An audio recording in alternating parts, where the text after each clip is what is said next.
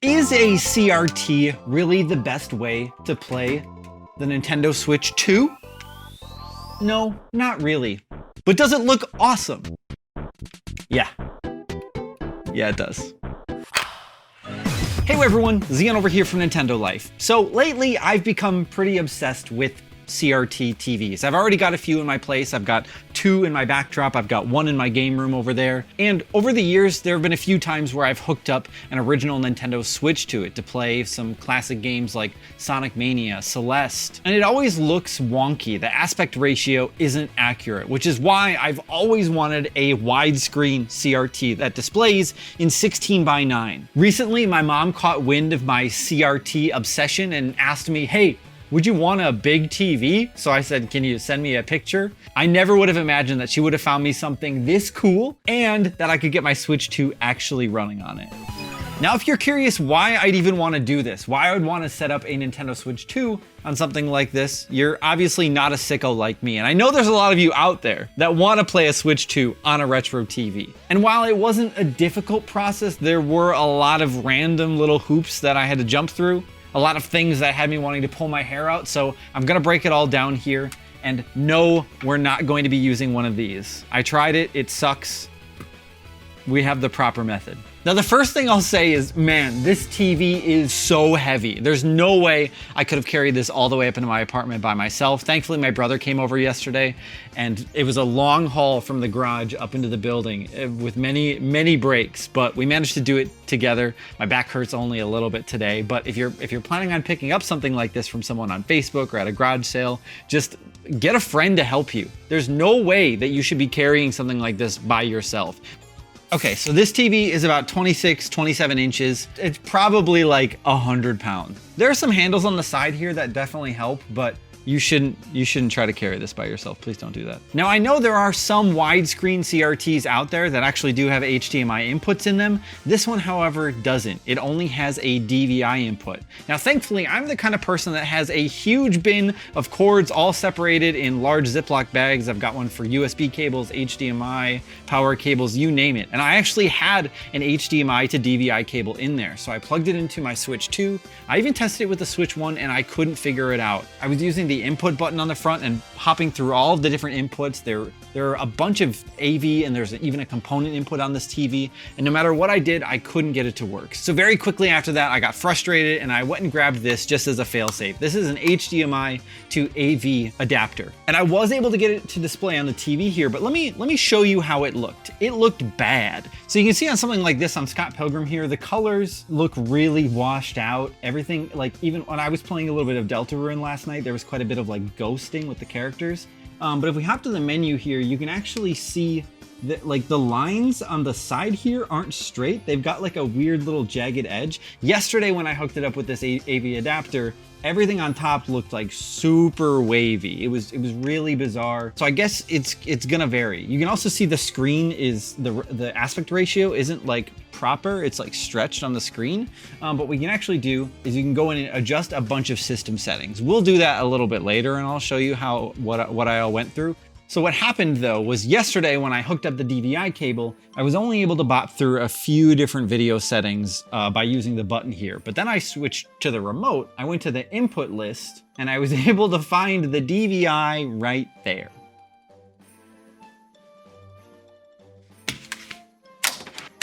I got so deep in the weeds of trying to figure this out that I actually looked up the TV's model number and I found the manual online that some website had kindly uploaded scans of, and I was trying to figure out how to switch to DVI. It was ridiculous, and then finally I just pulled the remote out and that did the trick.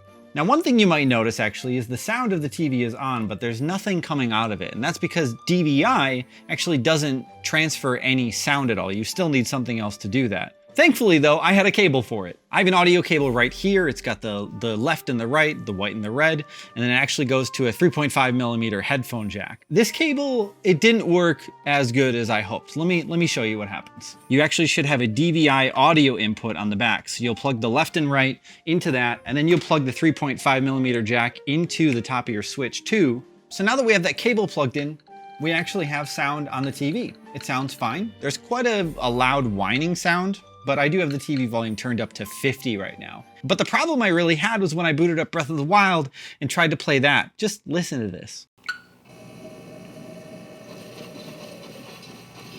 Can you hear that like humming sound? It doesn't sound so bad today, but yesterday it was rough. Here you've got another weird high-pitched humming sound. So I found another workaround. So what I've done is gone and unplugged that, and I've taken these Logitech computer speakers that I actually found at a garage sale for $1, and I plugged those in, and I actually have them hidden around the side of the TV here, just right on the back of the shelf. There's one on each side, and I've misplaced the cable. Oh, there it is. Now I've plugged that into the Switch 2. I have the volume cranked up pretty loud, and it sounds great. No humming. The speakers of the TV have been silenced. You do need another power cord for something like this, but I'm giving this technology purpose once again. It feels great. Now listen to that. No buzz, no humming. It sounds perfect. Now you also want to go into the settings and adjust a few different things here as far as the display goes. You'll notice that obviously the screen is stretched. From here, you can actually adjust the screen size in the settings. I'm going to turn it all the way down to 90, which is as low as it goes. You can see, I almost wish I could turn it down a little bit more because some of the screen's going to be cut off, but it's actually, it doesn't look so bad, right? Everything that you need is right there, invisible. It's still pretty good. Now, it's also worth mentioning this Samsung TV is from 2004. It displays in 480, 720, and 1080. But in 1080, it actually only displays up to 1080i. It doesn't do 1080p. The TV does do 720p though. So that's why if you go into your settings, you actually want to make sure that if you're trying to use a CRT with it and you're having display issues, you want to make sure that your TV resolution is set up to automatic. Because once I actually hooked this up to the TV, the Switch 2 and the TV were able to kind of talk to each other and recognize, hey, the TV can only display in 720p. The Switch 2 can only do 1080p. It can't do 1080i. While you're in here, you can also mess with the RGB range. That was set to automatically for me, but I switched it to full range, and I feel like you get a bit more color, a bit more brightness by doing that. Now, after all that finagling, I finally had my Switch 2 set up and working competently on this CRT here. So I played a little Breath of the Wild, and I dove back into Deltarune. And I've been taking my time with that game, and I found myself sitting here late in the night, right in front of the TV, making progress. I even managed to take down a big boss that I was previously struggling with. I had all the lights off, my cat Navi was sleeping in her bed near me, and the time just flew by. I felt so connected to the game I was playing. And I'm not saying that you can't feel that connected to a normal TV. Maybe part of it is the sheer size of a TV like this, the low humming sound that it makes.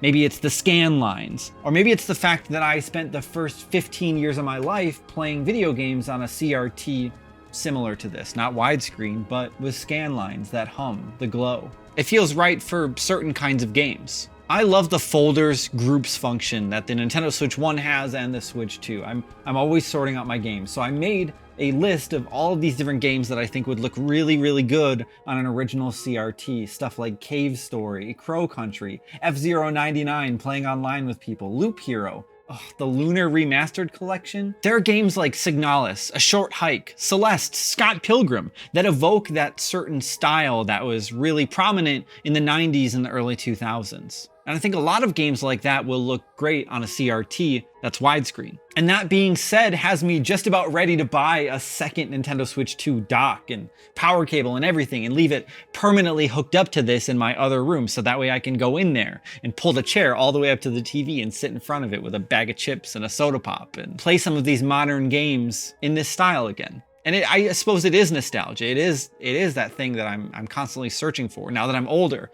I want to be able to sit around and play games like I did when I was a kid without anything else to worry about, nothing pulling me away. And I love playing on modern displays, but I also enjoy switching over to something weird like this from time to time. Even the classic libraries that Nintendo offers through the Nintendo Switch Online app look great here as well. Plus, with playing them on a Switch 2, you now have the rewind features, you've got save states, and they still look like you're playing on a CRT because you are. And I died, so let's rewind. Let's back that up just a second. So then with games like Soul Calibur 2 here, you can actually play them 16:9 widescreen natively. Now, I was really excited to try out some newer games like Street Fighter 6 and Cyberpunk on this CRT. But you can see even here with Street Fighter, it can be really hard to make out the text. I have no idea what that says, my name up there, but then I have no idea what that says. Now, some games do have some accessibility settings where you can increase the size of text. You can actually adjust the text within the Switch 2 settings internally for the home menu, but it doesn't actually translate into the games themselves. It has to be a game-by-game basis. Breath of the Wild, for example, has no adjustments for text settings, so you're just kind of stuck with what is on screen. Now, Street Fighter 6 here doesn't seem to have any accessibility options. I'm going to check Cyberpunk in a sec, but I imagine Cyberpunk will have some kind of option.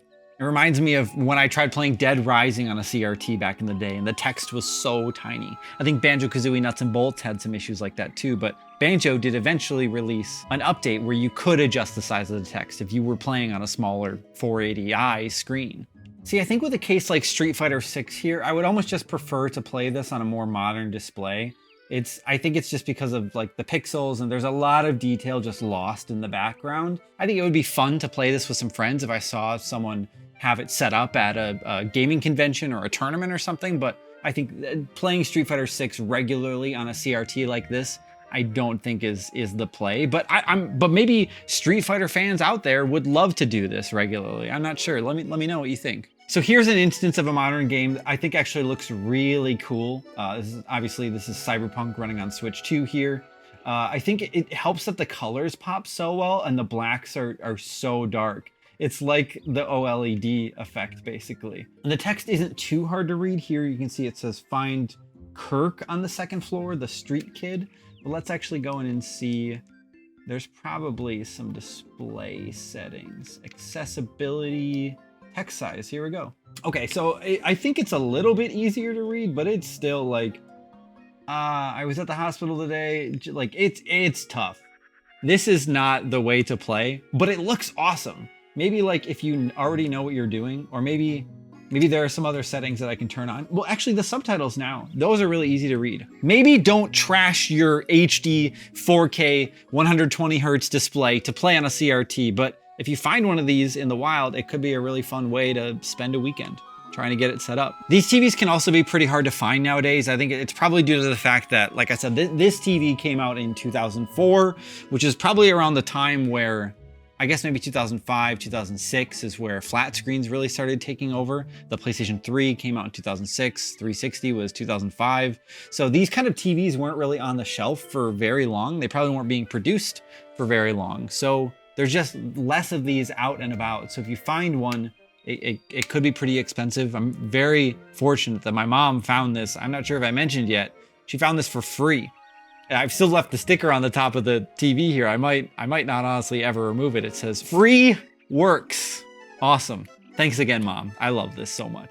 So let me know in the comments down below if you genuinely think I'm a weird sicko that likes to play his Nintendo Switch 2 on outdated hardware and is wasting his time playing old games that look like this. I should be playing Fortnite and Madden.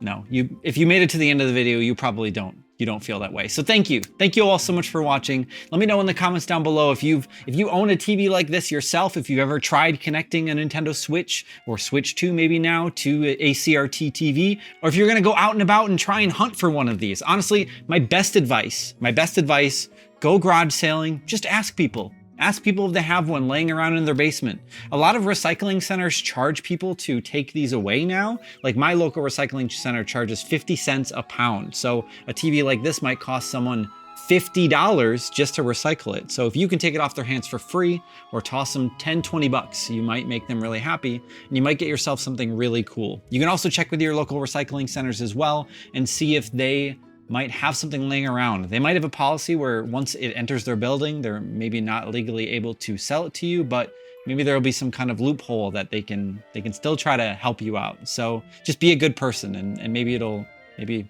good things will come back to you. And honestly, let me know down the road if you do find one or if you ever have questions about CRTs. I don't know much as far as repairing these go.